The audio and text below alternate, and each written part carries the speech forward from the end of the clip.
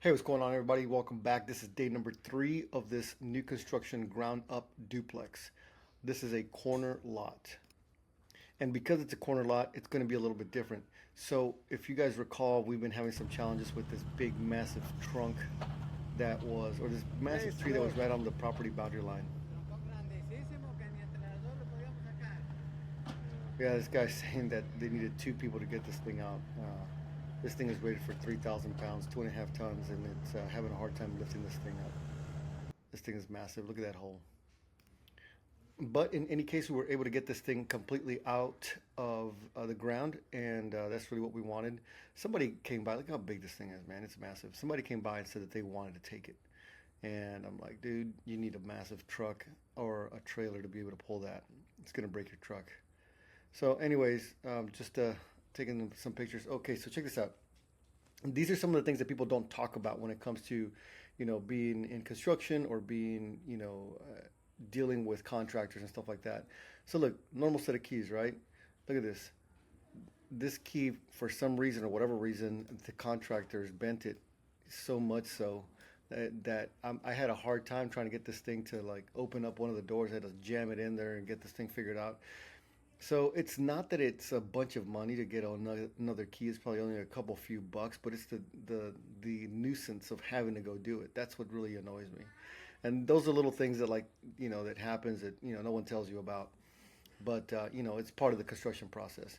Whatever. So anyway, this is one of the other things here that we had talked about because the corners of this particular lot have to be exact and because they have to be exact because we don't have a whole lot of room to mess up, we asked the survey company to come out and mark the corners. And so basically, what they've done here is they've basically put exactly where the corners of the property are going to go. And the reason there's a bunch of them here is because, let me try to zoom in and see if you can actually see it. But yeah, you can barely, you can barely see it. But if you see right here, that little stake says porch, and then basically here that this is going to be the little porch area. Anyway, so once we look on the plans, we'll be able to see what that looks like. But at the end of the day, this is the benefit of having a survey company that can come out relatively quickly. We're going to do the fill dirt on top of this, but these corners are legit. This is where the survey company wants you to put their stuff, and we don't want to mess up, right? And the reason we don't want to mess up is because we don't have a lot of room to make mistakes. So at the very front of this particular property, we have 25 feet, and it is exactly 25 feet. So we don't want to be from here. Let me do this line here. So basically from here to here is exactly 25 feet. We don't want to be 24 feet and I don't know, like 10 inches, because then basically we're encroaching. Then at that point, we're encroaching on the easement for the city. This side here has to be exactly 15 feet. We don't want to be at 14 feet and 11 inches, right? We don't want to be at 11 inches because then we're 1 inch over onto the side. The city says that that is a no build area. We cannot build in it. Those are just easements or building setbacks or whatever, okay? What we have in this particular scenario are just building setbacks. And we don't want to accidentally build it over the line and then have the city to, ask them for a variance. Oops, sorry, we made a mistake.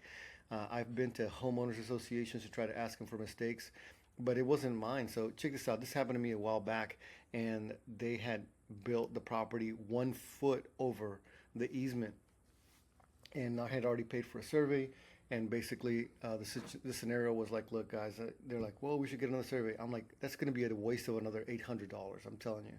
I've looked at it, I've measured it. I'm pretty confident that this thing is going to be over by a foot. So really, as long as you guys can give us a variance, and they had to like vote on it, they had to talk about it, discussion. They could have said no. If they said no, I was going to be forced to lop off that 1 foot, 1 foot of house. Just figure out a way to lop that off, cut it off, basically, and then rebuild it. And that would have been extremely expensive. And so the same scenario here is if we're over by 6 inches or something, the city does have the right to come over and say, hey, you're 6 inches over. you have to cut those 6 inches off, and now that presents a whole nother, bunch of problems, right? We don't want to deal with that stuff. So that's why we had the survey company come out and market, and that's the importance of that.